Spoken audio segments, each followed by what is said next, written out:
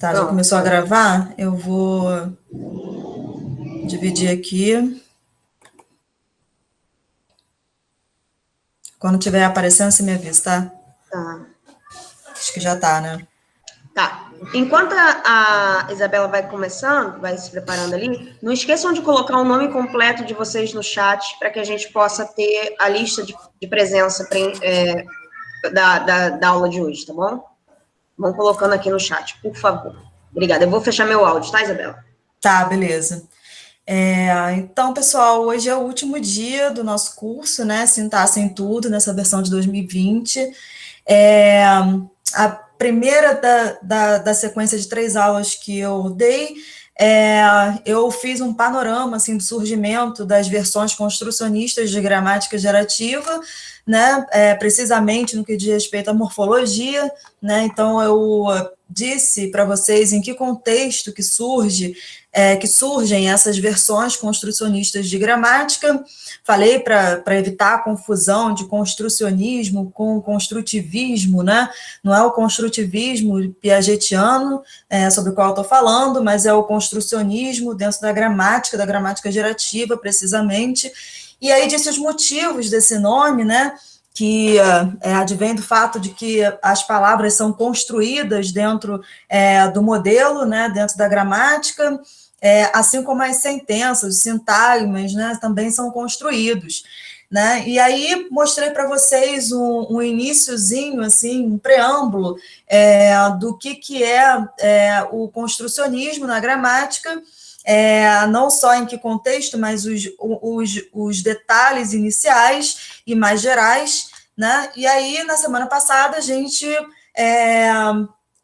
disse para vocês também que existiam 2 versões, né, dentro do construcionismo existiam 2 versões, né, dessas versões não lexicalistas de gramática, né, que não tem o léxico pronto, em que o léxico é formado dentro da gramática. Disse sobre a morfologia distribuída e falei também que existia uma chamada exoesqueletal, né? E aí, na semana passada, a gente falou da morfologia distribuída, mas não falou da exoesqueletal, né? Justamente porque eu deixei para hoje esse conteúdo. Então, hoje a gente vai dar início, assim, a alguns detalhes da exoesqueletal, em que ponto que ela diverge mais precisamente da morfologia distribuída, e aí, no finalzinho, eu vou fazer uma aplicação aí uma possível aplicação no ensino desse modelo teórico, tá? É claro que essa possível aplicação é pensando na cabeça de um professor e não de um aluno. Então, tem detalhes aqui que os alunos não precisam ter acesso, né, na educação básica, porque eles têm que ter acesso, assim, às facilidades que essa teoria pode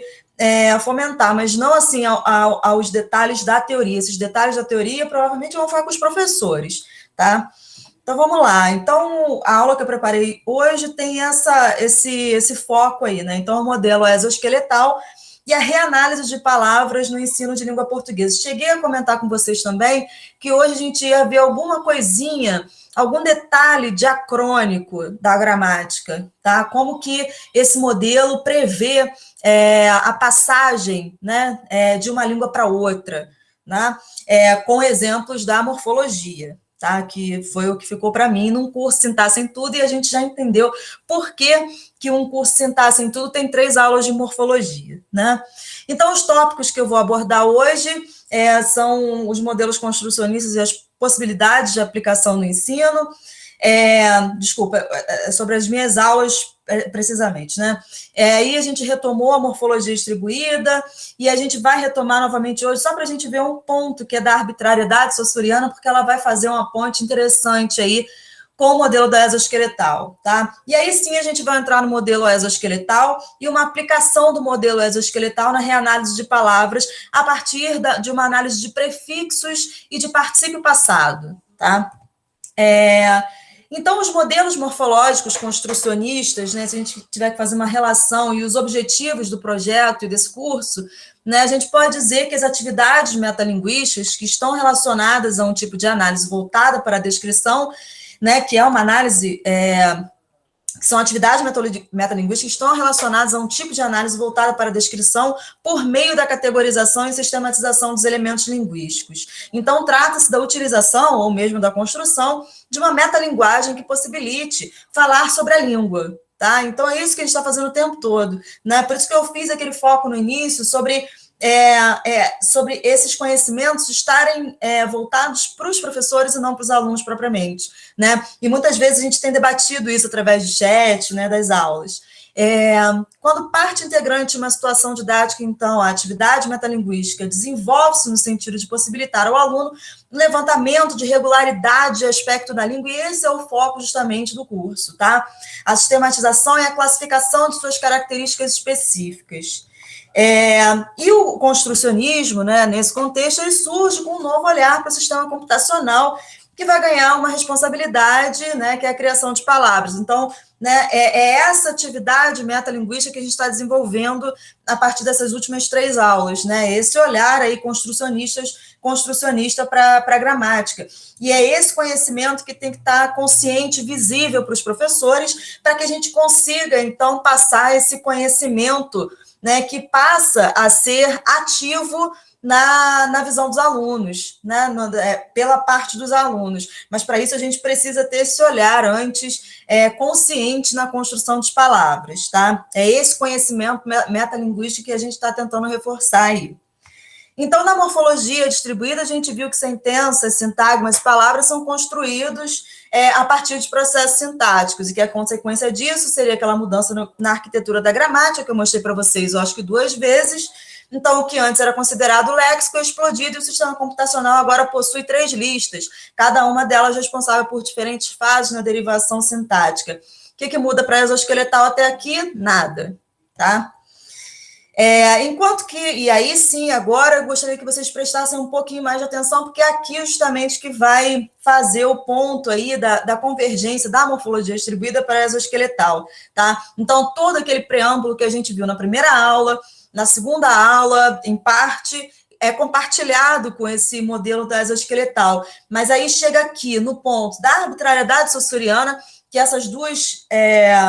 esses 2 modelos vão fazer aí uma cisão, tá? Que vai fazer com que a exoesqueletal seja um modelo diferente da morfologia distribuída, ainda que os 2 estejam dentro do que é chamado de construcionismo, ou versões não lexicalistas de gramática gerativa. Tá? Então, enquanto na morfologia distribuída, a hipótese proposta para o ponto da derivação em que acontece a convencionalização do significado é que uma raiz toma sua leitura enciclopédica, que é aquela arbitrária, não composicional, daquelas palavras do tipo restaurante, governanta que a gente viu na aula passada, no estado derivacional em que ganha o seu primeiro morfema categorizador, tá? Os novos significados... Desculpa, o exemplo... Aqui eu estou dando ainda o exemplo das palavras composicionais, né? Não, é não composicional mesmo. Então, no estado que primeiro morfema categorizador, é aquele... como a gente viu em Globo, tá? Nação... ou qualquer outra palavra que vai ter um significado tardio, né, como em restaurante mesmo, tá? Só que o significado dele não vai estar naquilo que, por exemplo, não vai ter previsão do prefixo como leitura ali naquela palavra, né? Porque a gente não sabe o que é estal, por exemplo, estaur, né? Que raiz é essa, né? Então, os novos significados a partir dali são provenientes, então, do processo derivacional e seriam regular e composicionalmente derivados do seu primeiro significado negociado, né? Lembra que eu até mostrei para vocês onde que seriam os primeiros significados negociados das palavras e também das expressões idiomáticas, né? Que a gente colocou como uma fronteira a inserção do agente dentro daquelas expressões, né? Então, nenhuma expressão idiomática considera um sujeito agente dentro do que se chama de significado idiomático. O sujeito agente, ele sempre está de fora do significado idiomático, né? Então, o exemplo que eu coloquei aqui é que a raiz PUR, que é de puro, pureza, né? Torna-se o adjetivo puro quando adjetivada, tá? E com a adição do sufixo nominalizador esa, torna-se o nome pureza, né? Sintaticamente derivado do adjetivo puro. O significado do nome é composicionalmente derivado do significado do adjetivo puro, né? Puro, pureza. Tentem fazer aí, eu não sei quem é que tem familiaridade com aquelas árvores sintáticas. Quem tiver vai construindo aí, porque infelizmente eu não fiz aí a árvore dessa palavra. E do significado de puro provém derivacionalmente o do verbo purificar, tá? Mais tarde, né, o Marantz, lá em 2013, ele vai propor que o último núcleo de fase, que pode ser nominal, verbal ou adjetival, que é expresso fonologicamente, ou seja, aquele que é enviado para spell out, aí quem puder recuperar aquele modelo vai ver onde é que fica a fase do spell out, né? Spell out quer dizer pronunciar. É o que delimita a arbitrariedade. Então, ele faz uma mudançazinha aí, né? Então, o ponto da arbitrariedade saussuriana não seria mais a raiz e o primeiro morfema categorizador, mas o núcleo de fase, tá? E aí, o núcleo de fase é isso, né? Quando você forma, então, uma palavra pronunciável, tá? Isso evita que a gente tenha muitos zeros derivacionais naquelas árvores. E isso surgiu justamente porque a Borer, né, com a exoesqueletal, já tinha chamado a atenção para alguns pontos da morfologia distribuída, como essa, né, como esse ponto, que é o ponto desses zeros morfológicos, ou zeros fonológicos, né, melhor dizendo, que a morfologia distribuída tinha muito, né? Não sei se vocês lembram, mas a própria palavra globalização, né, ela tinha, o primeiro morfema categorizador dela era um zero fonológico, né? Com essa mudança aqui na gramática, a gente teria que rever aí algumas questões já pontuadas na morfologia distribuída, tá? Então, justamente, esse ponto é que a gente vai pegar aí da exoesqueletal. A gente vai começar nesse ponto que surgiu com essa cisão entre os seguidores do Marantz e aqueles que vão seguir mais os detalhes da exoesqueletal, porque surge justamente dessa cisão na arbitrariedade do signo, tá? Desse ponto de negociação do significado de uma palavra. Então, na exoesqueletal, a Higit Borer, ela vai considerar inúmeros casos em que a raiz aparece em diferentes estruturas, em cada uma delas com um significado não composicional, tá? Ou seja, né, um significado arbitrário, um significado idiomático, tá? Em relação aos demais, como na sequência, que aqui está em inglês, mas a gente já tem a tradução aí ao lado, inclusive, porque serve igualmente para o português, né? Que essa sequência é act, react, reaction e reactionary, né? Então, agir, reagir, reação e reacionário, tá?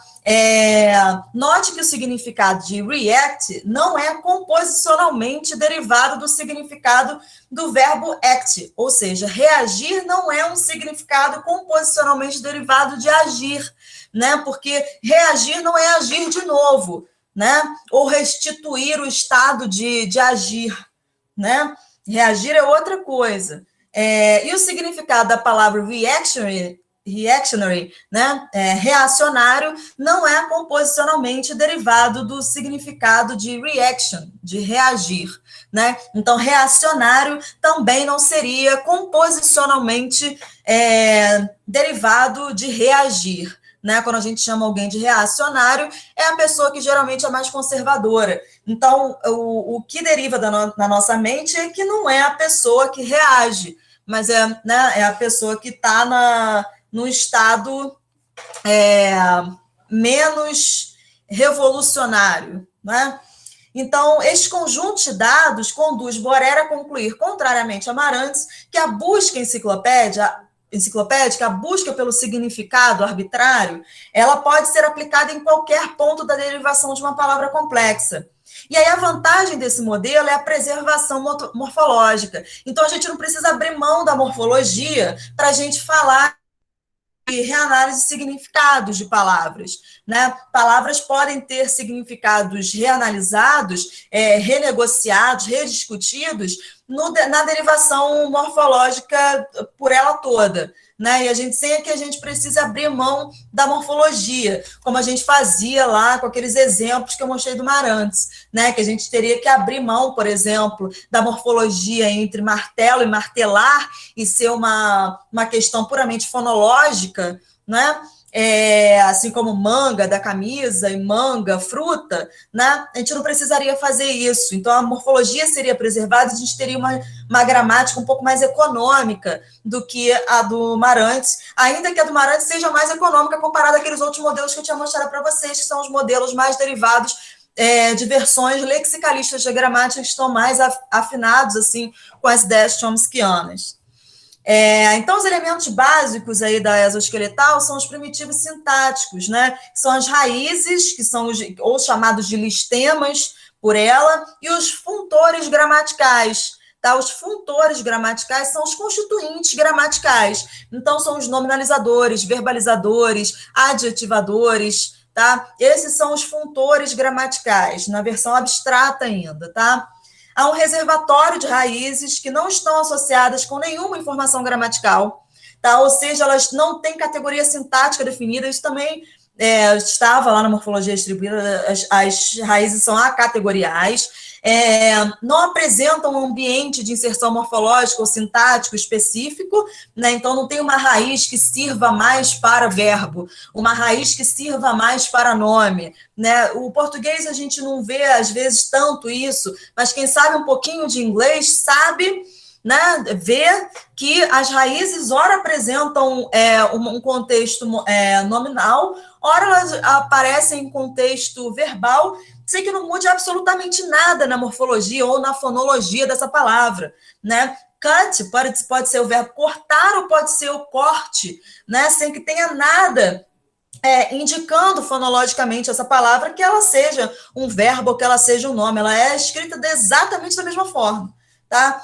E não contém marcação morfológica específica, seja ela flexional ou derivacional. Tá? Eu dei um exemplo de morfologia derivacional, mas poderia ser de morfologia flexional, né? Nada indica que uma palavra seja do gênero feminino ou masculino, nada indica que aquela palavra seja plural ou singular. Em inglês, embora em inglês algumas palavras tenham uma marcação específica, quando ela é de plural, né? Child, children, elas têm uma raiz um tanto quanto diferente, né, em outras palavras. Então, as raízes são índices fonológicos sem nenhum conteúdo conceptual, ou seja, sem nenhum conteúdo de significado, principalmente no que diz respeito àquele significado que faz relação com o mundo biossocial, tá? Então, no processo de formação da estrutura sintática, as raízes se concatenam aos funtores, né, que são aqueles constituintes gramaticais, e em seu ambiente de concatenação são categorizadas, e aí sim elas viram nomes, verbos, adjetivos ou advérbios. Então, vamos falar um pouco desses funtores dentro do modelo exoesqueletal. E aí, há na gramática um léxico funcional que contém funtores gramaticais. Tá? Esses funtores são definidos pela GU, que é a gramática universal. A gente falou um pouco sobre ela lá na primeira aula das minhas aulas, pelo menos, né? Fazem parte de um reservatório finito, né? E são classificados em funtores categoriais, tá? Que ela vai chamar de C-functors, e funtores semânticos, que ela vai chamar de S-functors. A responsabilidade desses itens funcionais é designar as funções sintáticas e semânticas que terão valores de verdade rígidos através da derivação dos contextos. Ou seja, os funtores são responsáveis por projetar e licenciar nós funcionais e lexicais. Então, se a gente for retomar, eu não sei o quanto que vocês conhecem de gramática gerativa, né, mas a gramática gerativa nas versões mais tradicionais, lexicalistas, né, quem projeta é um item lexical, quem projeta a estrutura sintática é um item lexical, né, um item, por exemplo, verbal, né, ele que vai projetar os lugares daquela sentença, né, que vai projetar os argumentos que vão saturar os papéis temáticos, né, os papéis semânticos desse verbo. Né? Nessa versão aqui, a gente tem uma rigidez muito maior em relação à sintaxe. Né? Então, a sintaxe ela vai reger, né, e vai projetar esses lugares, e não, na verdade, um item lexical para saturar ou para assegurar o significado completo daquele verbo. Tá?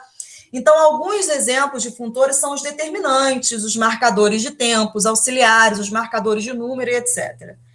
E aí, falando um pouco mais sobre os funtores categoriais, os funtores categoriais, né, projetam, então, uma categoria, né, e definem um espaço de categoria complementar como equivalente a uma classe de outra categoria.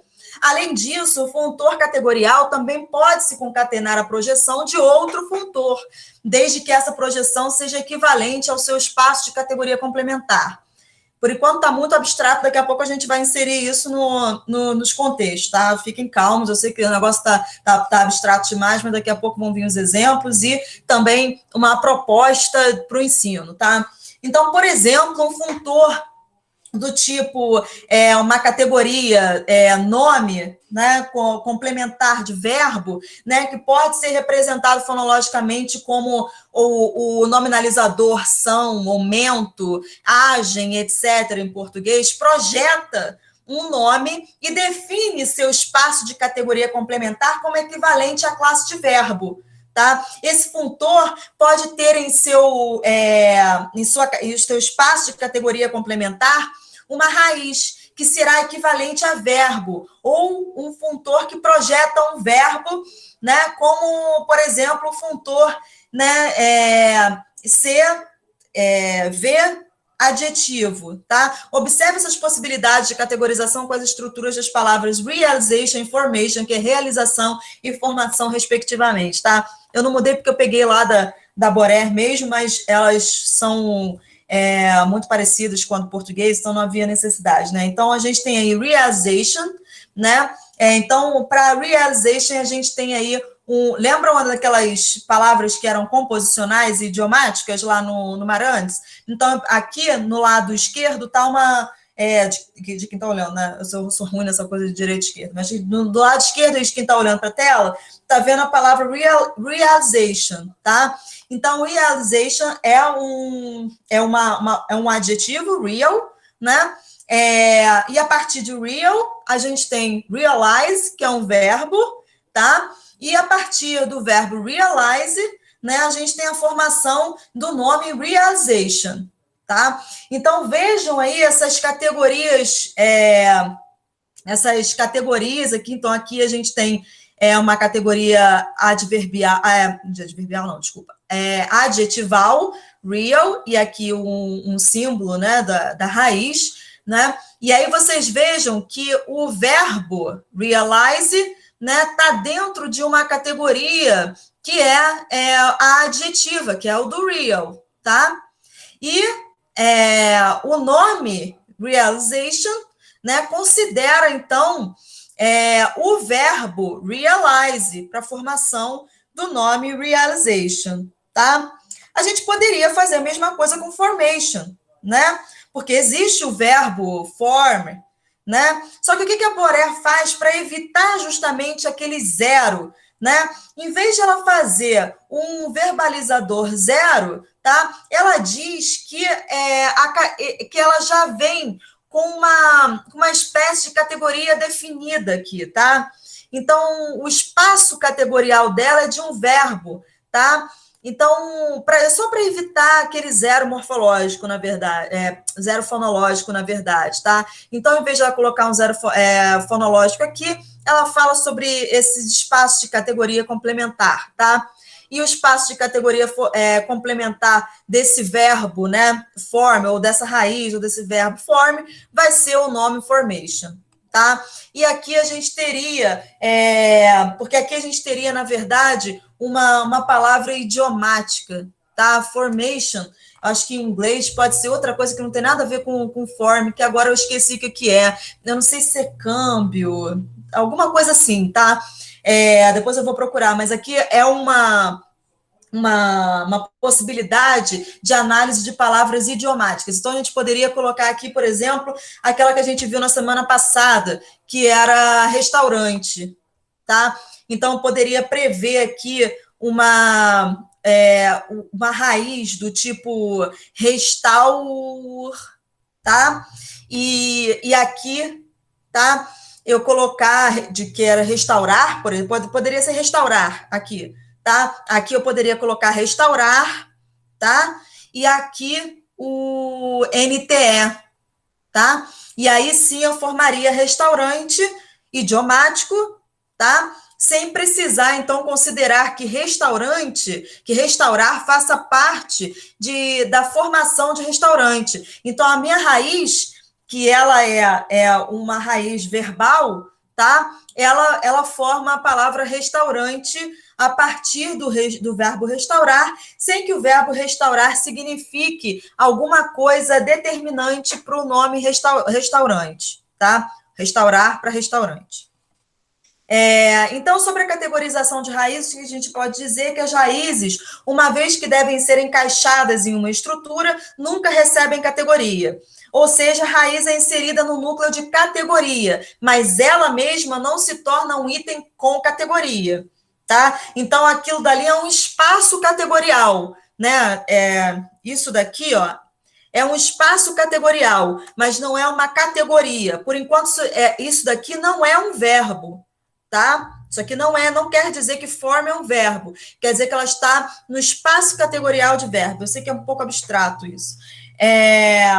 Então, a diferença entre as representações anteriores não é estrutural, mas sim a expressão do núcleo N.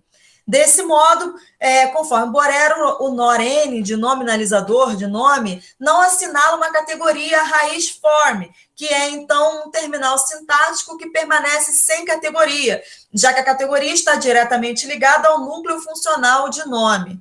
Tá? Então, diante dessa argumentação, Borero propõe outra abordagem para a categorização das raízes. Nessa abordagem, as raízes não têm categoria por si mesmas, mas as suas categorias emergem em um contexto de estrutura particular e como resultado dessa estrutura.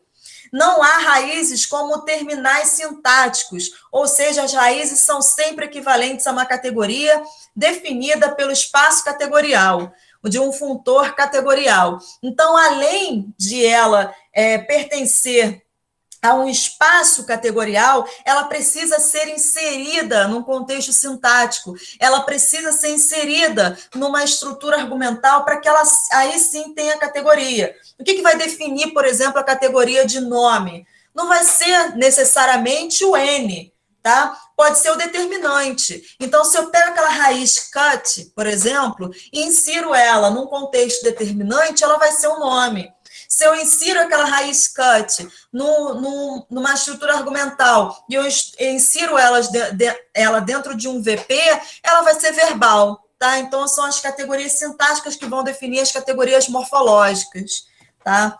E aí, sobre os funtores semânticos, que eram os S-functions, por sua vez, tem como função atribuir valores semânticos a um nó funcional sem valor semântico marcado dentro de projeções estendidas. O modelo entende a projeção estendida como um conjunto de segmentos, tá, que recebem valores dos funtores semânticos e coletivamente definem um espaço de categoria complementar particular. Tá? Então, tem ali na gramática uma subdivisão entre os funtores que são puramente gramaticais, né, sobre os quais a gente acabou de falar, e os funtores semânticos que vão dar os contextos mínimos semânticos. E quando a gente fala de funtores semânticos, a gente não está falando de funtores semânticos que levam em consideração fatores pragmáticos, por exemplo, né? A gente não está falando que a gramática vai dar, por exemplo, indícios de significados mais robustos das palavras e dos sintagmas e das sentenças. Algumas coisas vão ficar para conteúdos extralinguísticos, sobre o qual a gramática gerativa não tem muito a dizer, tá? E ainda sobre os funtores semânticos, né, considere, por exemplo, eu acho que isso eu já até falei, tá? Sobre a categorização, assim, de algumas palavras, tá?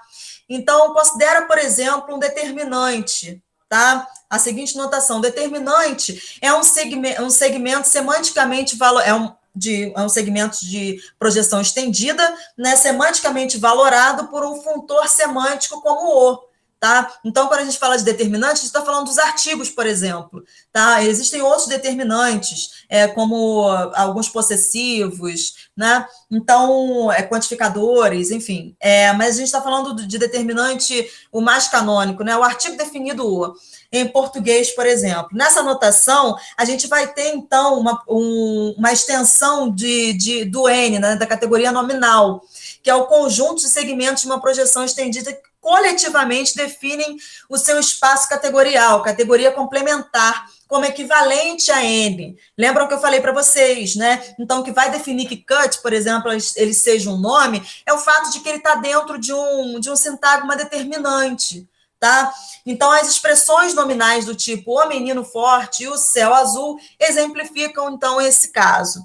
A leitura semântica atribuída por esses funtores é puramente formal, como eu já tinha adiantado também para vocês. A gente não está falando aqui de questões pragmáticas, tá? De questões que fazem relação com o mundo biosocial. Ou seja, a teoria assume uma diferença entre semântica dos itens funcionais e o conteúdo que as palavras irão ter, tá? Esse conteúdo que as palavras irão ter, isso é bastante final, tá? É assumido que o sistema computacional não tem por si só a função de criar conteúdo e também que não é afetado gramaticalmente por ele.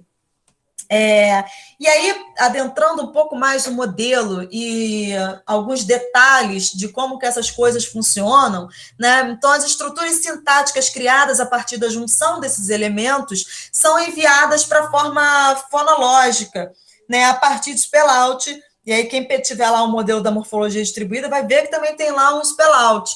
E aí, eu já disse para vocês, spell-out quer dizer simplesmente pronunciar, ou seja, já com algumas informações fonológicas após essa etapa, tá? E aí, após o spell-out, né, após esse processo fonológico, um mecanismo de busca enciclopédica é ativado, tá? E assim o conteúdo conceptual é combinado à estrutura criada. O conteúdo emerge após a representação fonológica, e isso é diferente em relação ao modelo da morfologia distribuída. O modelo da exoesqueletal, o conteúdo semântico, ele é só depois da fonologia. Eu não sei se vocês lembram, mas o modelo da morfologia distribuída, ele fazia um split depois do spell-out, e uma parte para fonologia e uma parte para o conteúdo conceptual da semântica dura, da semântica atrelada à sintaxe, né? Então, esses dois conteúdos, eles eram inseridos ao mesmo tempo. No modelo da exoesqueletal, não. Primeiro, você tem que ter a fonologia, e aí depois é que o conteúdo semântico ele é inserido ali naquela derivação, tá? E aí o modelo é mais ou menos esse daqui, tá? Então, a gente tem um sistema computacional, uma parte vai para spell-out e o outro para interface intencional, e a partir do spell-out, né, é que se faz, então, a busca enciclopédica, e aí sim a gente tem um conteúdo que parte aí para o sistema conceptual de significados, tá? O modelo ele tem uma lista, um ponto de acesso, em que existe um reservatório de unidades atômicas de conteúdo indivisível, tá? Conceptualmente ou potencialmente convencionalizada, chamada enciclopédia. Mediando a enciclopédia e as representações gramaticais está um mecanismo de busca, tá? Que é aquele end search que está aqui, tá? Que estabelece correspondências entre determinados constituintes parentizados, pelo menos parcialmente explicitados, como a gente vai ver, com unidades de conteúdo da enciclopédia. E existe também um conteúdo não composicional, um conteúdo atômico, que é o resultado de uma única busca enciclopédica bem-sucedida, que poderia ser igualmente associada com gato, por exemplo, com a palavra gato. Tá? E supostamente uma estrutura não ramificada, como também poderia ser associada com transformação ou naturalizar. Tá? Raízes, índices fonológicos podem ser um constituinte específico, parcialmente determinado, que está associado com conteúdo, mas como tal não tem qualquer tipo de conteúdo dependente e não representam um domínio privilegiado para o pareamento de conteúdo. E aí a estrutura argumental, né, a estrutura sintática no construcionismo, desde o ponto de vista da morfologia distribuída da exoesqueletal, prevê que os modelos construcionistas têm a expectativa de que o conteúdo semântico de uma palavra seja proveniente das informações trazidas por sua estrutura sintática. Tá? Quando há divergência entre a estrutura sintática e a leitura semântica de um item, o que acontece muito, a gente fica pensando quando a gente tem palavras polissêmicas, né, estruturas polissêmicas, estruturas ambíguas, que a gente viu aí na aula, acho que da Silvia, né? aparecem controvérsias teóricas a respeito da motivação para o surgimento dessa divergência. Exemplos de divergências entre sintaxe e semântica são as leituras idiomáticas e a ambiguidade semântica. Enquanto que a morfologia distribuída defende que os significados não recaem necessariamente sobre as palavras, como afirmam as propostas lexicalistas. Em sua análise de expressões idiomáticas, por exemplo, a gente viu isso, propõe-se que o núcleo sintático voz, né, que é aquele que prevê a inserção do agente, né, no lugar do sujeito, é o contexto sintático que delimita a atribuição de significado idiomático. Na exoesqueletal, a interpretação semântica de verbos com diferentes significados estão associados aos nós sintáticos da estrutura de evento. Tá? Então, a estrutura de evento, por sua vez, não é determinada pelas propriedades do item lexical, né, que eu já tinha antecipado para vocês, né, que não vai ser o item lexical que vai projetar uma estrutura e vai exigir questões semânticas, né, papel temático, por exemplo. Tá? Mas pela relação entre os nós sintáticos e seus valores semânticos. O modelo, então, vai seguir a referência de templatos. Não sei se tem alguém familiarizado com essa ideia de templatos, mas os templatos são estruturas sintáticas básicas, pré-estruturadas, tá? Onde os nós terminais serão inseridos. Os nós terminais são os nós lexicais, tá? Serão inseridos para, desta forma, a sintaxe limitar os significados possíveis. Então, a interpretação de significados no construcionismo segue mais ou menos essa linha aí. Estrutura sintática, estrutura de evento, interpretação dos argumentos. Tá? E aí, né, surgem aí as questões que estão na ordem do nosso curso, né? As questões que podem surgir a partir da exoesqueletal e a sua relação com o ensino de língua portuguesa. Né? O que todo esse conhecimento que eu expus agora para vocês, né, pode ajudar aí nessa relação com o ensino, que é o foco do nosso curso. Né? Então, qual é a relação, por exemplo, entre a etimologia de uma palavra e a análise dessa palavra no estágio atual da língua? Né? Essa é uma pergunta importante, né? Porque às vezes a gente passa lá para os alunos uma lista de prefixos gregos, né? E aí diz o significado dos prefixos gregos. E aí a gente vai, faz uma lista de prefixos latinos, né? E aí os alunos são, né, de alguma forma, incentivados a memorizar quais são os prefixos latinos e quais são os prefixos gregos, e não só isso, né? Memorizar os significados desses prefixos, né? Não só identificar qual mas muitas vezes identificar o significado. Só que o quanto que esses significados estão ativos, né, na mente dos falantes da língua portuguesa atual, né? Então, o que está preservado e o que foi reanalisado no transcorrer das gerações que nos separam dos antepassados que falavam latim, né? Acho que foi na primeira aula que eu dei, ou pode ter sido na segunda também, né? Tinha um de vocês falou, né? Chamou a atenção sobre o sufixo, né?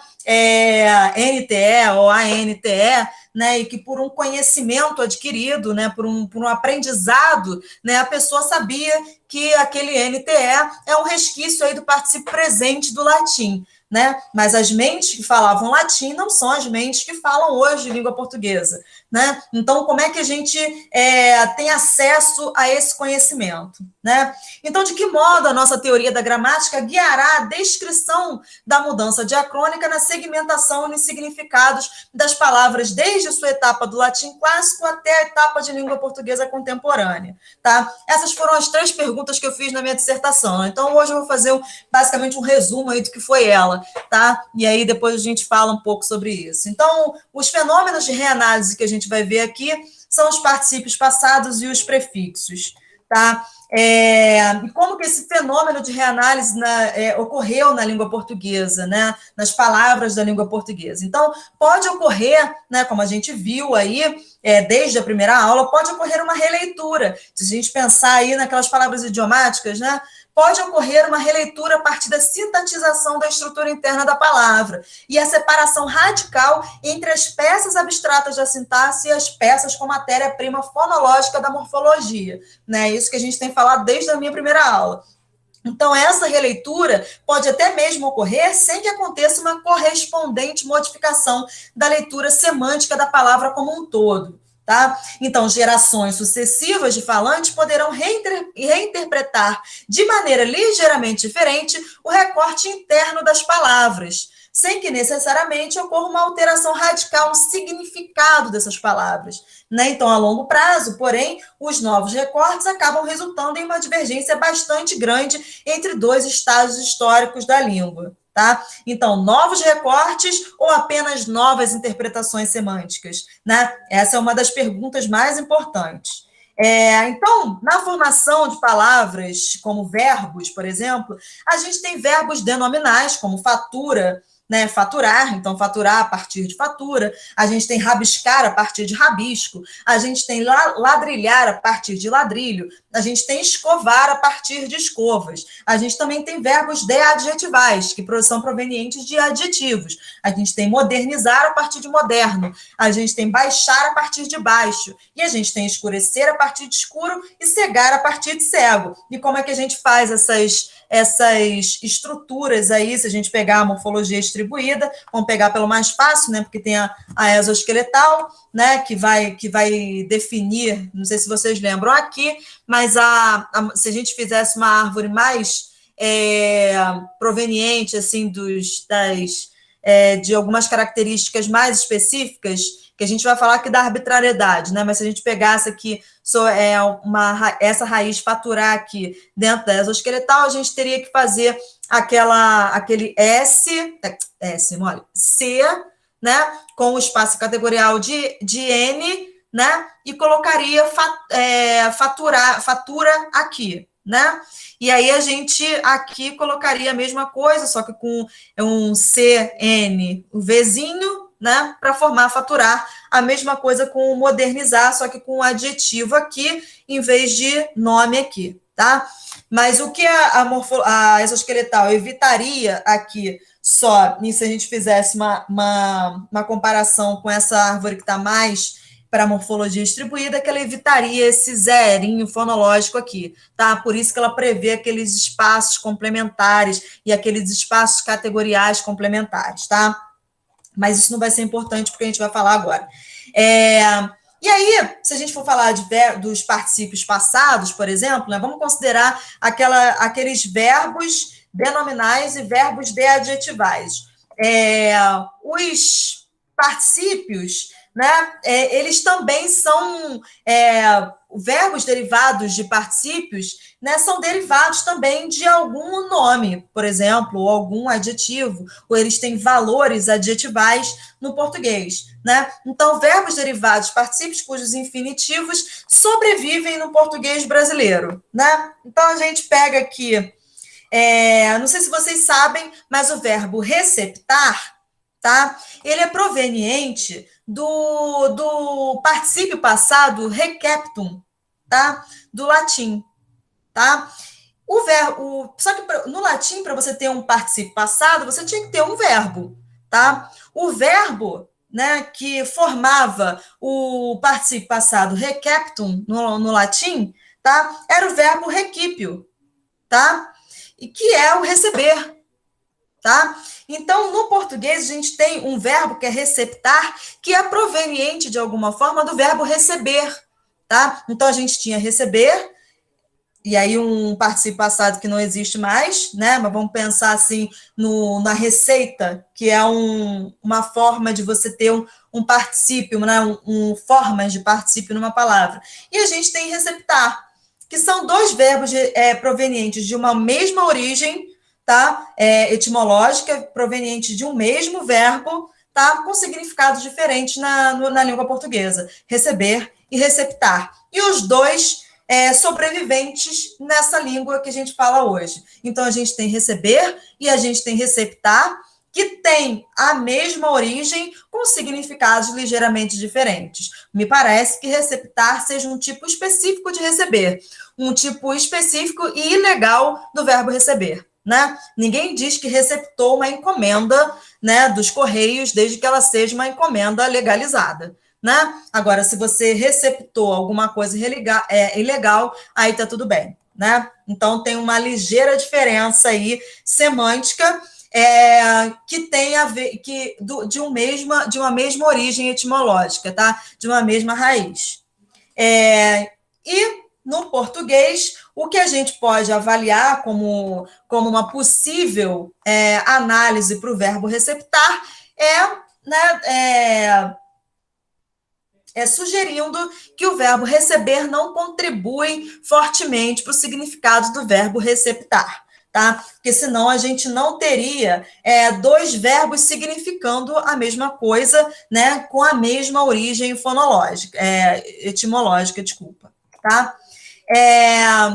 Há verbos derivados do particípio cujos infinitivos não sobrevivem no português, ao contrário do outro, né? Enquanto receptar, a gente tem aí o receber ainda sobrevivente na língua, no verbo misturar, né? Que tem a ver com o verbo miscere, no latim, que se origina a partir do verbo miscere, no latim, que tinha participio passado misctum, tem o verbo hoje misturar, que é proveniente desse particípio. O que eu quero dizer com o verbo no particípio é isso aqui, ó, esse T ou ST aqui, tá? Isso quer dizer que existe aqui um resquício de particípio passado do latim na raiz da palavra, tá? Assim como a gente tem aqui, tá? Esse PT aqui, que também é um resquício de particípio passado. Só que aqui, a gente, no caso de verbo receptar, a gente tem o verbo original, que é receber. No caso de misturar, a gente não tem o verbo original, que seria o miser, tá? A gente não tem esse verbo. Então, esse primeiro verbo aí, que é o miscer, ele sai de uso no português em alguma das fases de língua portuguesa que a gente não sabe precisar qual é. O mesmo acontece com os prefixos. Então, há verbos com prefixos perceptíveis no português, como amolecer, que a gente sabe que tem o adjetivo mole dentro, né? E que a partir de mole a gente tem aí a concatenação do prefixo a e do verbalizador esse, formando o verbo, né, de adjetival, amolecer. Né? A mesma coisa com verbos denominais, como engaiolar, que a gente tem o nome gaiola, e a partir do nome gaiola, a gente forma o verbo engaiolar com a inserção, aí, com a concatenação de um prefixo em e um verbalizador, né, que é o ARI. Né? E aí a gente forma engaiolar.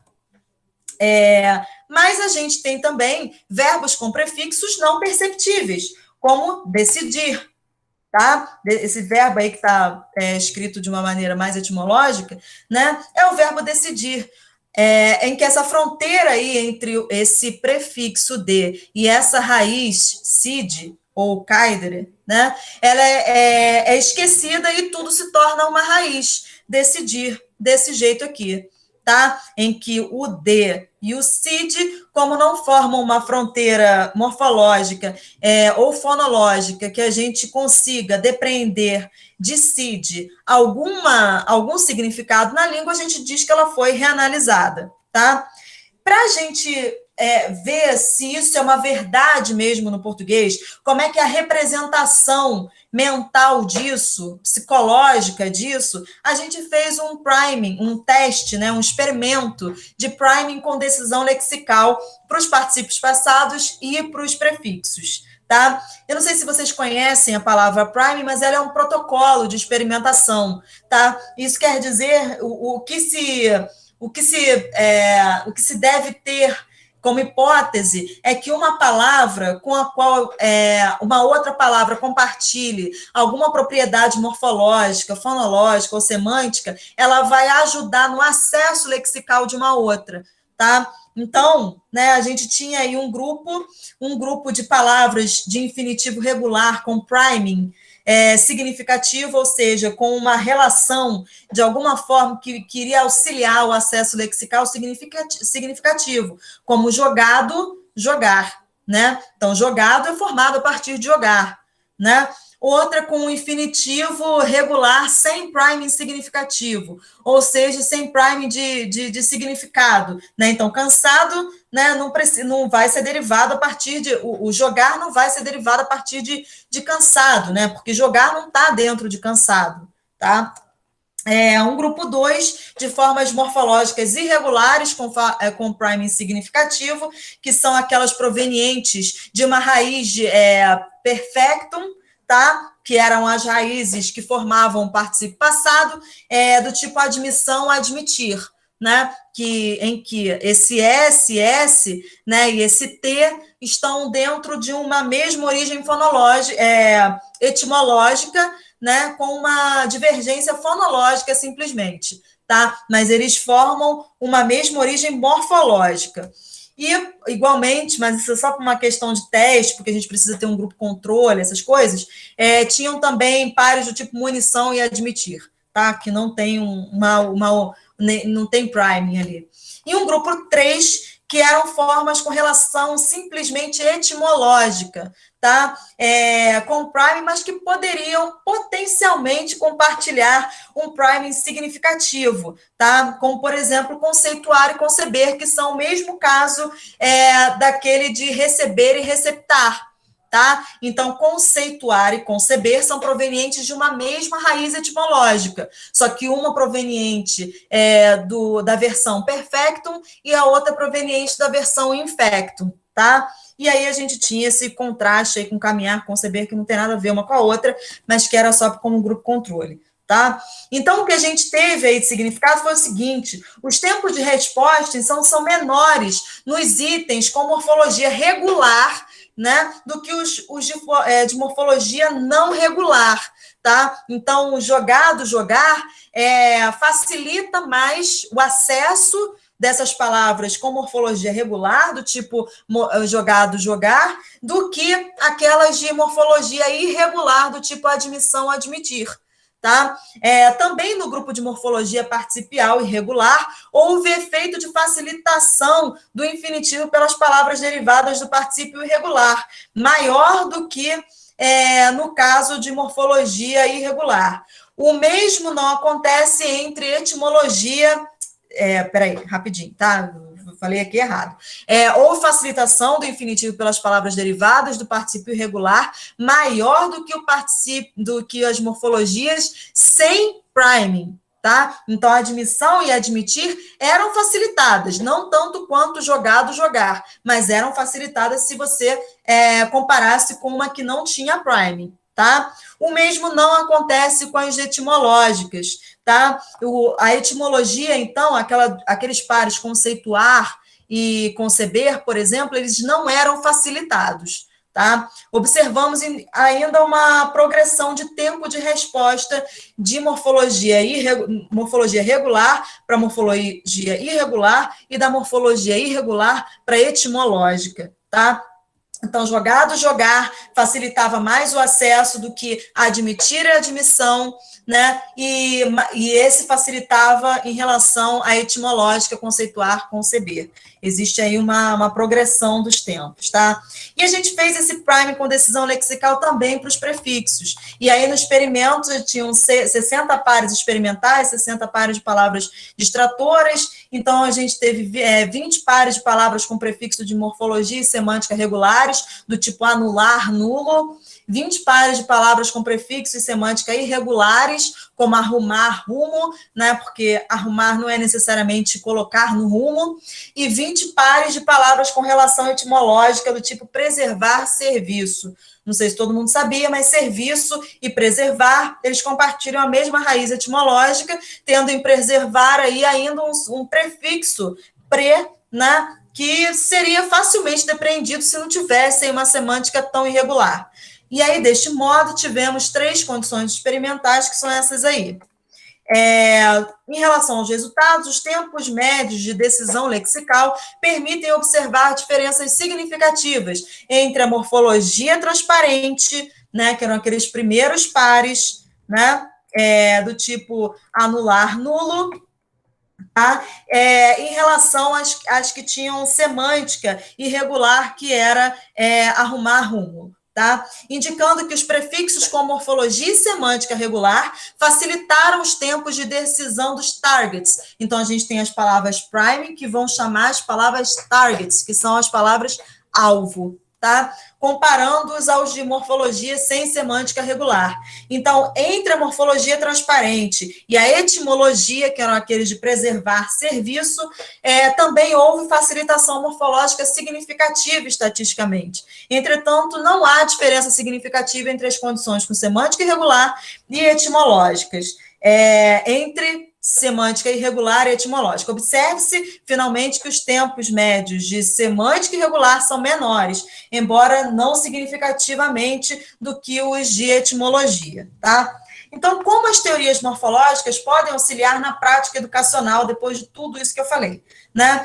Então, em relação aos particípios passados, por exemplo, né, os particípios passados, eles não são abordados gramaticalmente nas gramáticas tradicionais, no ensino de língua portuguesa. Muitas vezes, os particípios, eles são abordados somente quando a gente vai falar sobre voz passiva, né? E aí, na voz passiva, na transformação da frase na ativa para a frase na versão passiva, aí a gente tem que abordar aí o particípio passado, porque ele vai ser um dos componentes da estrutura da versão passiva daquela sentença, né? Então, há uma ênfase na participação na formação de passivas e em seu conteúdo adjetival na sua formação a partir de verbos. Mas não é abordada a sua formação morfológica e sua participação na derivação nominal, por exemplo, como no para admissão e admitir. Então, a gente tem nomes em que a gente tem os particípios passados, mas isso não é abordado, né? Quando a gente fala sobre a formação, é a formação dos particípios passados que vão auxiliar nos adjetivos. Eles têm valores muito parecidos, aceso, né? Aceso e acendido, né? A gente tem muito essa abordagem, muitas vezes, de como que a gente vai se referir a uma palavra, se é aceso ou acendido, né? Aí a gente fala sobre a participação dos particípios passados na formação de adjetivos, mas nunca na de nome, como é o caso de admissão, né? Que a gente tem aí a participação do particípio passado, né? E isso não é dito. Então, como a teoria linguística pode ajudar a avançar? Em pares de nomes e verbos aparentemente irregulares no português, podemos resgatar a regularidade, né, de particípios, nomes e verbos, chamando a atenção para o fato de existirem duas raízes disponíveis para a formação de nomes e adjetivos, né? A gente não diz isso, só quem fez latim, por exemplo, né, é que vai saber sobre essas raízes formadas a partir de infectum e de perfectum. E que tal que a gente disponibilizasse esse conhecimento, né, para que a gente soubesse dessas raízes infectum e perfectum e a gente não passasse a não precisar tanto lançar mão de irregularidades, por exemplo, na língua, ou de exceções na língua, né? Que a gente passasse, então, a considerar essas duas possibilidades, né? Isso auxiliaria, inclusive, na escrita, né? Por que a admissão é com 2 S's, por exemplo? Por que nesse caso aqui não é com C? Tá? Com C cedilha, alguma coisa assim, né? Essas raízes aí, essa noção de raízes, ela ajudaria muito no auxílio, por exemplo, da escrita, né? Em relação aos prefixos, o que a gente poderia, assim, contribuir para esse conhecimento, né? Os prefixos na escola, eles têm uma abordagem com uma ênfase no significado, né? Eu até adiantei isso lá no início da aula, né? A gente tem aquelas listas intermináveis de prefixos derivados da língua grega e da língua latina, né? Os experimentos que eu mostrei aqui para vocês, eles mostram uma ineficiência disso, uma vez que os prefixos muitas vezes não estão disponíveis em algumas palavras, né? Simplesmente porque houve um split aí, uma cisão com a semântica. Então, muitas vezes esse conteúdo morfológico ele não está disponível. Esse conteúdo morfológico ele passa a ser simplesmente uma coincidência fonológica de algumas palavras. Amor, por exemplo, começa com A e não é um prefixo, né? Então, eu posso dizer que arrumar, por exemplo, é uma palavra que não tem prefixo, né? A gente tem palavras que começam com A, abacaxi, né? Sei lá, muitas outras palavras que começam com A, um A que não é considerado um prefixo na língua. Então, a gente pode considerar que arrumar também não é, né? Uma vez que arrumar não tem uma uma derivação morfológica, semântica regular a partir de rumo, tá? Então, devido às reanálises da fronteira prefixo e raiz, por exemplo, como rumo e arrumar. Além disso, como é que a gente vai identificar significados de prefixos etimologicamente diferentes, né? Mas que a fonologia vai ofuscar, né? O A de adutora, por exemplo, é um A diferente do A de abdutora, né? Então, lá do latim, a gente tem uma diferença entre ad, né, e ab, né? O ad se afasta do centro e o ab o ad se aproxima do centro e o ab se afasta do centro, né? E a gente sabe disso, por exemplo, não sei se quem faz academia, né, mas tem a cadeira adutora e a cadeira abdutora, né? Então, quando a gente senta na cadeira, a gente sabe que numa a gente tem que afastar a perna e na outra a gente tem que juntar as pernas, né? Então, isso é a contribuição do prefixo ad e ab, tá? Mas quem tem essa noção clara dos prefixos? Para a gente tem um prefixo a, né? A gente não tem essa diferença entre o ab e o ad, né? Só que a gente tem algumas palavras com alguns resquícios aí, como nessas aí que eu mostrei para vocês, né? Como é que a gente poderia, então, ver essa questão? Então, há uma abordagem em termos de sua precedência etimológica, né, nas escolas, mas isso, por exemplo, se a gente for pegar preservar e serviço, por exemplo, a gente viu que não vai dar em nada, né? Os testes psicolinguísticos já demonstraram que entre preservar e serviço não há qualquer compartilhamento, né? Esse aí de preservar, né? Esse zervar aí, né, que é a mesma raiz de serviço, ela não ajuda em nada, né, na identificação de serviço, elas não compartilham morfologia, não compartilham nada, né? E a proposta se a gente for fazer uma relação com a proposta da exoesqueletal, né, na exoesqueletal propõe que cada língua, então, corresponde a um sistema, o que pode ser útil para desvincular supostas famílias morfológicas, decorrentes apenas de parentesco histórico, né? Foi o que a gente viu. Existem muitas questões aí entre o latim e o português, o latim e o italiano, o latim e o francês, o latim e o espanhol e até o latim, né? E quem sabe o romeno, né? Novas leituras ocorrem no decorrer da derivação, sem que haja necessidade de propor reanálises morfológicas. A gente pode simplesmente analisar uma palavra e não precisar reanalisar uma palavra. Tá? Se a gente conseguir fazer reestruturas das palavras dentro do sistema do português atual. E a gente poderia abrir mão, por exemplo, do fato de que o prefixo tal, proveniente do grego, tem esse significado na língua portuguesa, porque nem sempre isso vai fazer algum sentido, né? Então, foi isso, mais ou menos, que eu consegui fazer, assim, trazer para vocês de inovações que a gente poderia fazer no ensino de morfologia, considerando não só teorias linguísticas, mas também alguns resultados provenientes de experimentos psicolinguísticos, tá? Que tentam fazer um relacionamento entre teoria e representação mental daquele conteúdo na mente do falante, tá? Algumas das referências utilizadas são essas aí.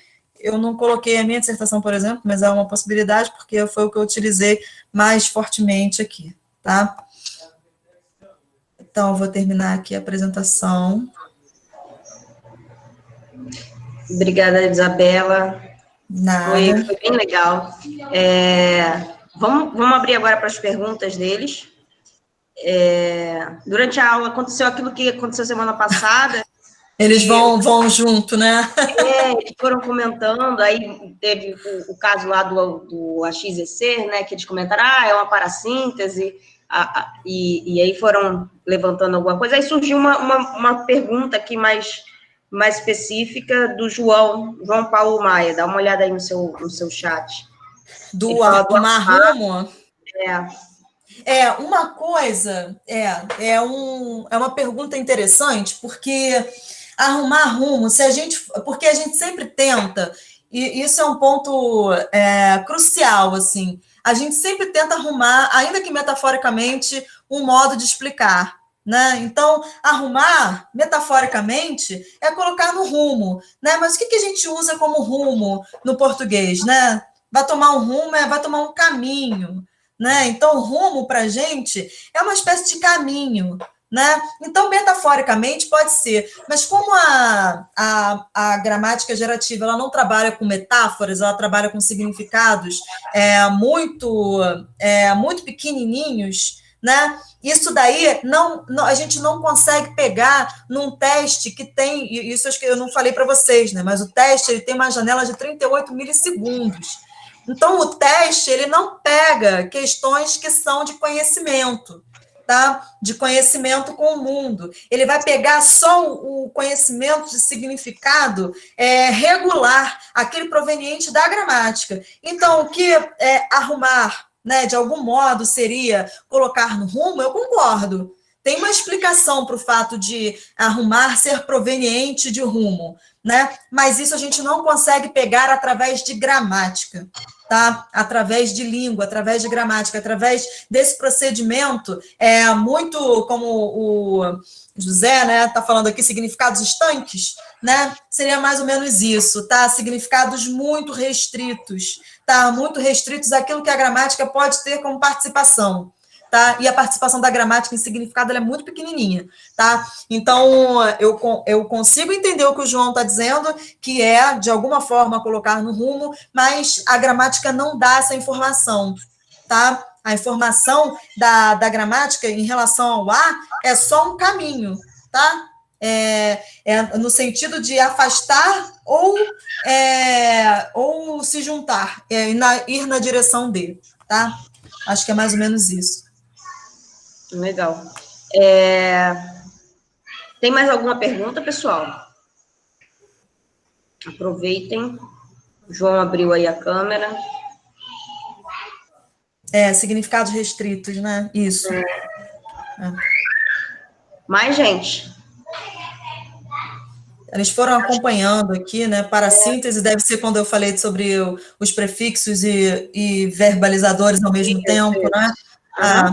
Isso é um ponto interessante também, porque a gente não consegue identificar ali, né? É claro que quem é que vai entrar primeiro na árvore sintática, né? Se né, muita gente vai fazer uma árvore sintática dessas palavras do tipo amolecer, né? E elas colocam o prefixo depois do verbo, né? Só que isso só não dá para fazer porque a gente não pode fechar uma palavra como prefixo, né? Senão a gente vai ter uma palavra que, na verdade, é um prefixo e não um verbo, né? Então, a gente tem que optar aí por quem é que vai entrar antes, né? Então, tem que ter uma precedência, né? Nas gramáticas tradicionais, fala assim, para síntese, ou seja, aquele prefixo e aquele verbalizador, eles têm que entrar ao mesmo tempo, só que a gente... Né? Só que, na verdade, a gente sabe que, estruturalmente, a gente não pode fazer isso. Né, estruturalmente, se a gente seguir aí as questões de gramática gerativa, a gente sabe que a gente não pode fazer duas coisas ao mesmo tempo. Uma tem que preceder a outra, né? E aí a precedência vai ser a do prefixo para que o final seja uma palavra que seja um verbo e não um prefixo. Né? Legal. Mais gente. Então, assim, quando a gente pega esse significado, que seria restrito mesmo, digamos que nós, enquanto pesquisador em si, pronto, digamos que ele fosse colocar isso aí num sistema computacional, ele já iria lá delimitar um significado nessa gramática? Os prefixos que você diz? Não, naquele sentido, por exemplo, do arrumar e rumo. Uhum. Quando eu peguei o arrumar, poderia ser dar um rumo, pronto. Sim. Aí você disse que já pegaria mesmo no sentido metafórico e tal, que dentro de gramática e tal, não daria certo. Digamos que eu fosse jogar isso aí dentro de um programa computacional para poder fazer esses testes de significado. Ao arrumar essa gramática computacional, eu já teria que elencar significados que a gramática daria conta. Tá, entendi. Então, a questão sua é se o significado gramatical, ele vai, de alguma forma, restringir o significado que aquela palavra vai tomar, né? Então, a gramática, ela dá, na verdade, um rumo, né? Vai ficar ruim, porque a palavra que a gente pegou foi rumo, né? Mas ela vai dar um caminho possível para aquela palavra. Então, ela vai restringir, né, alguns significados possíveis. Então, arrumar não vai significar alguma coisa, por exemplo, que seja alguma coisa que seria melhor dito pelo prefixo pre, por exemplo, tá? Que é alguma coisa anterior. Tá? Então, o a, ele vai dar um direcionamento para aquele significado daquela palavra, né? O prefixo a, ele vai dar um direcionamento. A palavra rumo, ela vai dar também um direcionamento, mas o significado final dessa palavra só mesmo dentro de um contexto sintático delimitado, tá? Então, a gente vai precisar, além dos significados provenientes do sistema computacional, né, da formação daquela palavra, a gente vai precisar inserir essa palavra num contexto. Vamos pegar o verbo. A gente não precisa nem pegar o verbo prefixado. A gente pode pegar o verbo correr, por exemplo. Tá? Então, a gente tem um verbo correr, que significa correr mesmo, tomar uma velocidade com as pernas, né? Então, caminhar com velocidade com as pernas, né? Então, a gente pode dizer que o João correu a praia inteira, né? O João correu a maratona, mas a gente pode dizer também que o João correu perigo, né? A gente pode dizer que o João correu um abaixo-assinado lá na turma dele, né? E esse correr já não significa mais correr. Então, dependendo do contexto sintático em que essa palavra está inserida, né? A gente pode ter outros significados negociados, né? Então, conforme diz a morfologia distribuída, também conforme diz a exoesqueletal, os significados eles podem ser renegociados, né? Dentro de contextos sintáticos delimitados. Né? Então, o verbo correr ele pode significar outras coisas, além de deslocamento com velocidade. Né? Assim como arrumar, né, ele pode significar algumas outras coisas que não são tão delimitadas assim a partir de rumo. Tá? Conforme acontece. E essas reanálises de fronteiras, né, essas reanálises de significados, elas podem ocorrer na língua, tanto da passagem de uma língua para outra, como dentro de uma mesma língua. Tá? Então, o sistema computacional ele vai dar as possibilidades mínimas de significado, tá? E depois que essas palavras são jogadas num contexto sintático específico, né? Elas podem significar outras coisas, ou seja, seus significados eles podem ser reanalisados a partir da combinação com outros elementos da sentença. Né? Então, o verbo combinado a um determinado argumento interno pode significar uma coisa, né? Como correr a maratona. Né? E o mesmo verbo com um outro determinado argumento pode significar outra coisa, como correr um risco de vida. Tá? Não sei se eu ajudei a arrumar um pouco aí em relação à sua pergunta. A Márcia deu um contexto aqui bem interessante. Arrumei tempo para arrumar a casa. Então, arrumei um tempo não tem nada a ver com rumo. Né? Esse arrumei dela aí não tem nada a ver com rumo. Enquanto que o outro arrumei, ele pode ser facilitado pela palavra rumo. Lembrei aqui de... Eu vou até anotar essa frase. É bom que os dados vão aparecendo. Eu sou ruim para caramba em dado, mas para eu lembrar assim, das coisas é horrível. Arrumei um tempo. Acho que o João está falando ainda. Oi? Está falando? É porque para mim está picotado, eu não estou... Não, está picotando a fala dele, está assim. Para a gramática pegar, Eu não estou entendendo o que ele está falando. Você está conseguindo? Também não estou conseguindo. João? Eu me lembrei...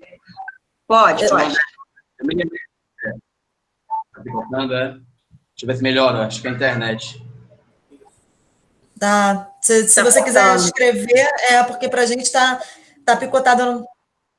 Melhorou? Tenta falar um pouco mais para eu saber se melhorou. Será que melhorou Talvez. agora? Não, já está ruim de novo. Já deu delay de novo. Eu acho que ele está congelado. Tenta Melhorou? falar uma frase inteira para a gente ver como é que está agora. Melhorou? Aí, Isabela, apareceu outro dado para você. Cadê? Pode falar, Pronto, tá João. melhor? Tá Acho que sim. sim. Tá melhor agora? Aham. Pronto, né? Eu me lembrei aqui de uma frase dita pelo então candidato, na época ele era candidato a vice-presidente, o general Mourão, na época, né? Ele disse que o Brasil herdou a indolência do índio e a malandragem do negro, né? Aí o pessoal falou demais, caiu muito em cima e tal. Aí ele buscou tentou se sair dessa, dizendo que indolência, na verdade, não era o significado que as pessoas estavam atribuindo, que indolência é a preguiça, né? Na verdade, ele disse que não, a indolência não é o sentido de preguiça. Aí foi até na época do programa do Ricardo Boechat, ele foi buscar um sentido que quando você olha no dicionário, tá lá pro 12º, 13º significado para tentar se sair dessa, sabe? Aí eu pensei na hora, eu acho que a gramática não iria achar o sentido que ele quis dizer. Isso é mais ou menos por aí, não é? Eu acho que já foi reanalisado esse significado aí. Indolência pra gente é preguiça mesmo, hein? Mas a gente pode... Pois é. E ele conseguiu todo. Sim, eu lembro dessa frase. Só não lembrava da tentativa aí de saída, isso eu não me lembrava. E essa coisa da gente pegar um dicionário, às vezes, para justificar, às vezes não dá muito certo. Se a gente pegar um dicionário, eu estava fazendo um trabalho, eu trabalho com polissemia de verbos. Sim, eu trabalho com polissemia de verbos, e aí eu fui ver o verbo haver, porque eu estava fazendo uma comparação interlinguística com várias línguas provenientes do latim. Peguei o verbo haver, olha... O verbo haver, ele tem uns significados que eu acho que nunca foram usados na língua portuguesa, né? Na língua portuguesa brasileira, né? Então, essa coisa de pegar dicionário, às vezes, para justificar, não sei se ela é muito válida, mas, em contrapartida, também tem essas questões aí de reanálises mais recentes e que a gente fica, ora, tentando dar conta de morfologia e ora tentando dar conta de semântica, né? Quando que fazer um dicionário é a coisa mais difícil que tem, né? Saber quando que uma palavra ela deve ser colocada no dicionário ou não deve mais ser colocada no dicionário, os seus significados em consequência, né?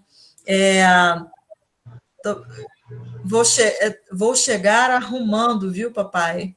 Essa música eu não conheço, mas eu não sei nem o que é isso. O que quer dizer? Vou chegar arrumando, viu, papai? Eu acho que a André está explicando mais abaixo.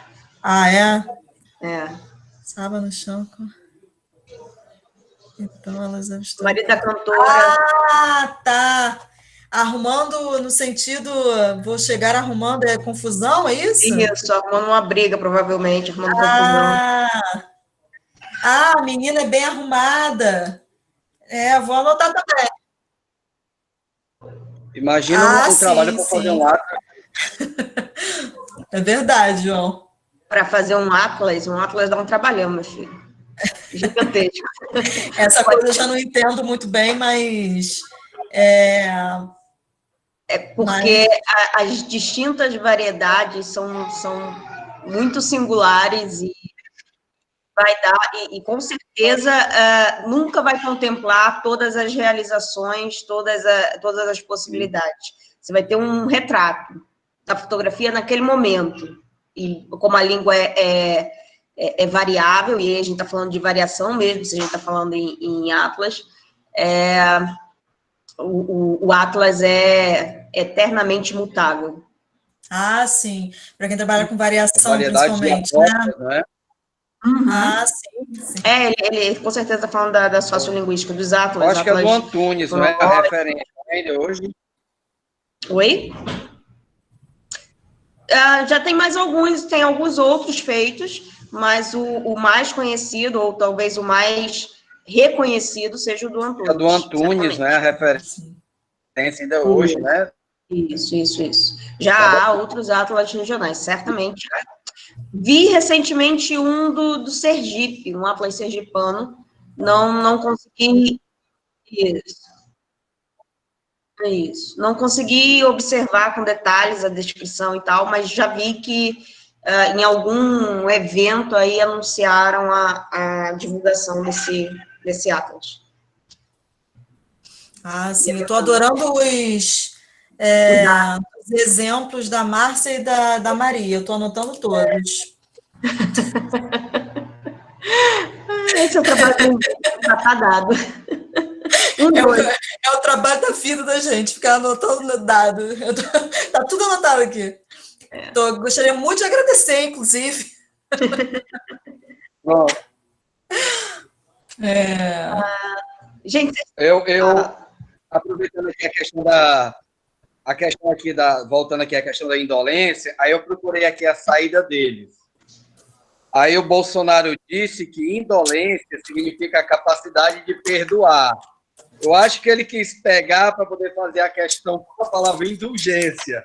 Ele quis dizer que é porque o índio tinha capacidade de perdoar. Sabe? Ele quis fazer tipo um trocadilho para tentar sair da abertura do Mourão, que até na internet eu olhei. Para Bolsonaro, indolência quer dizer que o índio é capaz de perdoar. Tem aqui na internet. Entendi. E eu sair com essa. Essa eu não cheguei a pesquisar. A indolência do índio. É aqui na internet, você pode olhar. Ai, Deus. Maria José, inclusive tem até o filme, né? Não, a Maria José colocou aqui do cearês, né? Nós somos cearenses. Tem até um filme, né? Bastante conhecido, né? Cine Hollywood, né? Que faz bastante uso dessas expressões cearenses, né? Ah, sim. Eu com certeza essas. Eu estou orientando um pessoal de um projeto de uma outra professora, de duas outras professoras, da Ana Paula Quadros e da Beatriz, que é um projeto de extensão em relação a preconceito linguístico, negação do preconceito linguístico.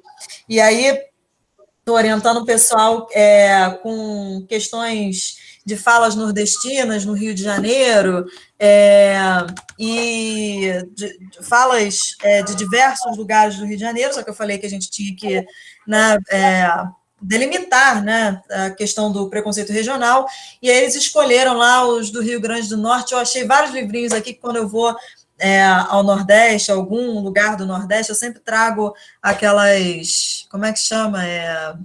Aqueles livrinhos. E aí tem um que é de expressões idiomáticas do Rio Grande do Norte. Só que o autor avisa já que algumas são compartilhadas em outros lugares. E o cordel, isso, é o cordel. E aí eu trouxe, muito interessante, eu acho que tem a ver com isso que vocês estão falando, do Atlas e muitas dessas frases que vocês estão me mostrando aí, algumas delas são previstas lá, né? Essas expressões aí. Então, eles estão fazendo, está ficando bem legal, assim. E eu estou lembrando disso porque alguns estão botando aqui de cearês, né? Famosa música da molecagem cearense, Arruma a Mala aí. Essa, por exemplo, eu nem sei o que quer dizer. Se quer dizer alguma coisa diferente de arrumar a mala para viajar. Se quer dizer alguma coisa diferente, eu não sei o que é. E eu estou anotando todas. Estou bem arrumado com isso. Estou encrencado, olha isso. A gente não tem esse significado aqui, não. Não. Pessoal, vamos dar prosseguimento aqui. Fala, João. Assim, por exemplo, em termos de chome, né, você pegando. Quando você pega esse sentido, pronto, que não pegaria os sentidos metafóricos, trazendo em termos de gramática universal.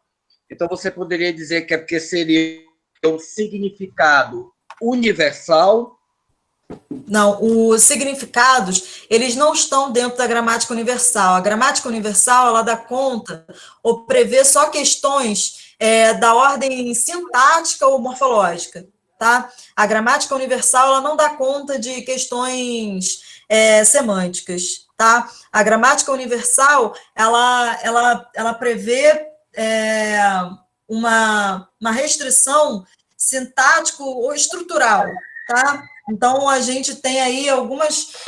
o que a gente pode colocar lá para dentro da gramática universal, né? Questões de ordem de sentença, né? Nominalizadores, verbalizadores, tempo, isso tudo é na gramática universal, né? Mas o sistema linguístico, ele é montado de modo que a gente tenha um componente gerativo, que é a sintaxe / morfologia, e 2 componentes interpretativos, né, que são os componentes da fonologia e o componente da semântica, isso.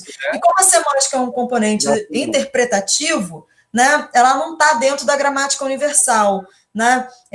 Então, a semântica ela vai ter aí fatores que não são provenientes somente, né, o que a gente chama de semântica, no sentido geral, né, não é o que a gente está chamando de significado das palavras, né? O significado das palavras ela considera semântica e considera pragmática, né? Isso forma o significado de uma palavra ou de uma sentença, ou até de um texto, né? Só que quando a gente está falando de semântica, semântica no sentido da gramática gerativa, ela não quer dizer o significado de uma coisa, né? Então, a semântica de uma palavra não é a mesma coisa que você dizer o significado de uma palavra, né? Então, os componentes semânticos que vão auxiliar, por exemplo, numa palavra, são uma delimitação muito pequena, que é isso que a gramática gerativa pode ajudar, né? Por isso que eu estava falando que essas coisas mais metafóricas e tudo, a gente vai ter que procurar uma outra teoria, e tem teorias disponíveis, né, que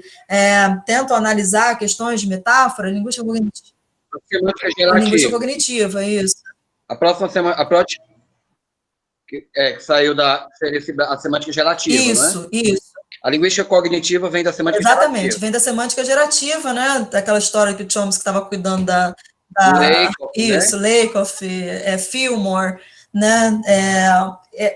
Essa galera que dá conta aí, tenta dar conta das metáforas, né? Que foram uma tentativa dentro da gramática gerativa antes, né? Só que o Chomsky não gostou, e aí eles montaram lá a linguística cognitiva, né, que é proveniente, como você falou, da sintaxe, da semântica gerativa, né, na época que o Chomsky estava cuidando lá da Guerra do Vietnã, né, e aí o pessoal fez umas coisas que ele não gostou, e aí depois ele veio com um programa minimalista, né, fez uma arrumação aí, e aí a gente teve essa cisão de alguns autores que foram...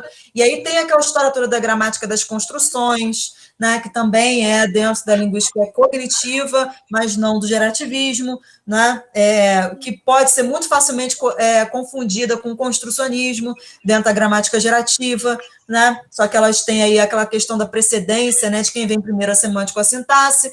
Do lado do construcionismo, da gramática gerativa, a sintaxe vem antes da semântica, enquanto que na linguística cognitiva, na gramática das construções, a semântica vem antes da sintaxe, né? Então, tem essa questão de precedência de módulos, né? Que no caso da linguística cognitiva, sequer a gente fala-se de módulos, né? Porque não é um sistema modular da linguagem. Mais gente. Eu estava lendo alguma coisa sobre linguística de corpos, ou no caso de corpora, né? E ela surge justamente assim nos anos 60, né? Na década de 60, 1960 e tal. E é justamente quem dominava os estudos linguísticos era o gerativismo, né? Final da década de 1950, 1960 e tal. Aí se fala que uma das dificuldades da linguística de corpos é que a linguística de corpos ela vai trabalhar com dados reais, de fala natural.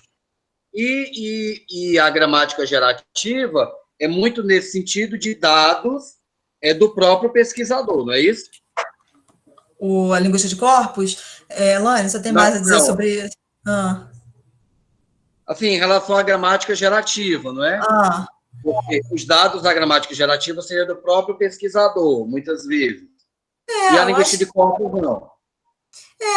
Tem-se essa ideia inicial de que a linguística, que eu acho particularmente um pouco preconceituosa em relação à gramática gerativa, ela surgiu assim, né, numa linguística, é uma linguística mais teórica, né, que tem uma pretensão mais explicativa dos fenômenos linguísticos e, portanto, não descritiva, e aí a consequência disso é de que a gente não precisa trabalhar com muitos dados. E a consequência de você não precisar trabalhar com muitos dados é que você pode trabalhar com dados intuitivos, né, que os dados podem ser provenientes do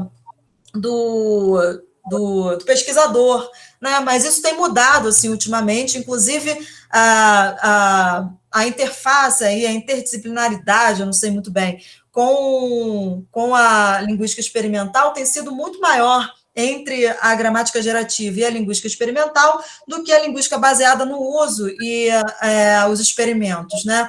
Então, a linguística gerativa tem se entrelaçado bastante com essa coisa mais real da fala, né? Da representação mental, da representação da formação da palavra, da sentença, né? Da interface entre os módulos. Isso tem tido muito avanço, assim, com essa relação da linguística teórica, propriamente, especificamente da linguística gerativa, e essa área experimental. Eu, por exemplo, comecei os meus estudos com linguística experimental, né, e baseada na gramática gerativa. Depois eu acabei ficando mais teórica, cada vez mais teórica, e larguei os experimentos, embora eu esteja fazendo algo semelhante agora, porque eu quero fazer um trabalho interlinguístico, e aí estou fazendo alguns experimentos meio mequetrefes, assim.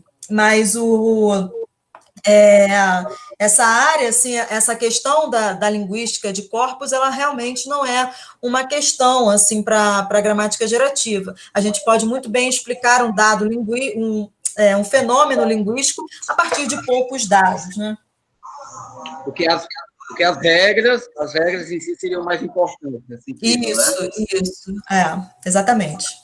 Assim, a partir do conjunto finito de regras, eu geraria um conjunto infinito de sentenças. Exatamente. Isso, não é? Isso. Se eu sei a regra, eu vou ter as sentenças que são possíveis dentro dessas regras, né? Isso mesmo. Foi, pessoal. Eu vou dar prosseguimento aqui, então, que eu já vi que tem um pessoal saindo. A gente já ultrapassou um pouquinho o tempo. Queria agradecer a presença de vocês durante essas 7 aulas, foram 7 semanas juntos.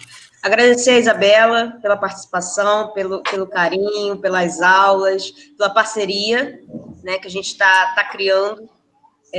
Já tem dado bons frutos por aí. E dizer que a Silvia não pôde estar aqui porque ela está na emergência, ela teve um problema no olho e está nesse momento na emergência, tratando lá para quem conhece aqui no Rio de Janeiro, ela está lá no IGOL.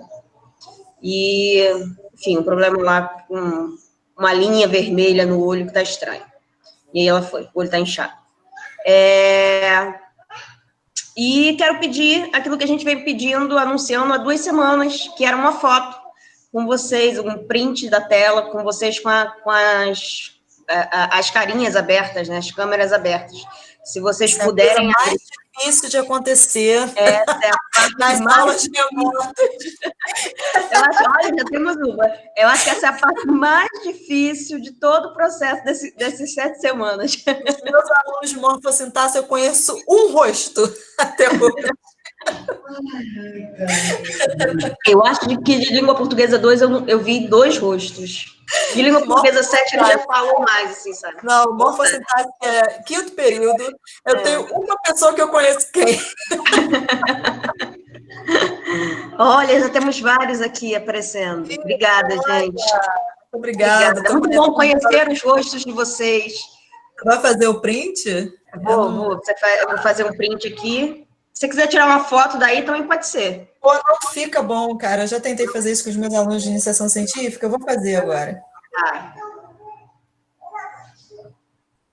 Eu tirei, mas eu acho que é melhor você fazer o print além disso, porque ele faz uma coisa com a cor que não fica bom. Tá, deixa eu ver se mais gente aí abre a câmera para a gente poder registrar. Deixa eu ver se saiu. Vou botar lá no nosso grupo, tá, Isabela? Depois eu mando a foto. Tá. Foi, A saiu. sala vocês vão deixar... Obrigada. Vai deixar lá... A sala vai continuar aberta. Faltou eu. Faltou você? Vou tirar outro. Ela vai deixar a sala aberta por quanto tempo lá? Olha, pelo menos até a gente divulgar os certificados, emitir os certificados, eu acho que ela deve ficar aberta, sim. Mas, assim, os vídeos das aulas em si estão todos disponíveis no canal do YouTube, que a gente botou o link aqui mais cedo, e na nossa página no Instagram também tem. Toda vez que a gente posta um vídeo novo no canal, esse vídeo é anunciado na nossa página do Instagram. Então, é só vocês seguirem a gente lá, que vocês vão conseguir acompanhar os nossos trabalhos. E essas aulas vão ficar disponíveis... Ad eterno. Foi um prazer, gente, muito grande. Lembrando que... Obrigada pela participação de vocês. Obrigada, Elaine, pelo convite. Obrigada, gente.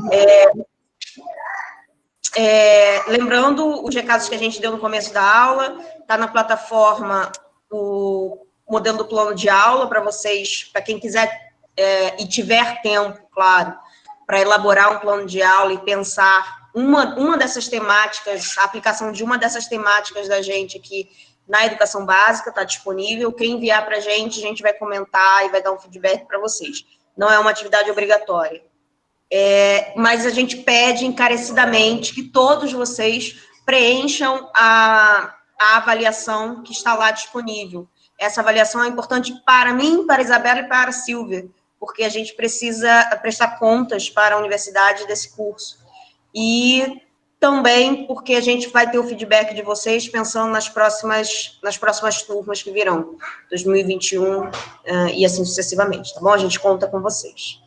Muito obrigada, gente. Foi um prazer muito grande. Tchau, tchau. Quem quiser manter contato, a gente tá...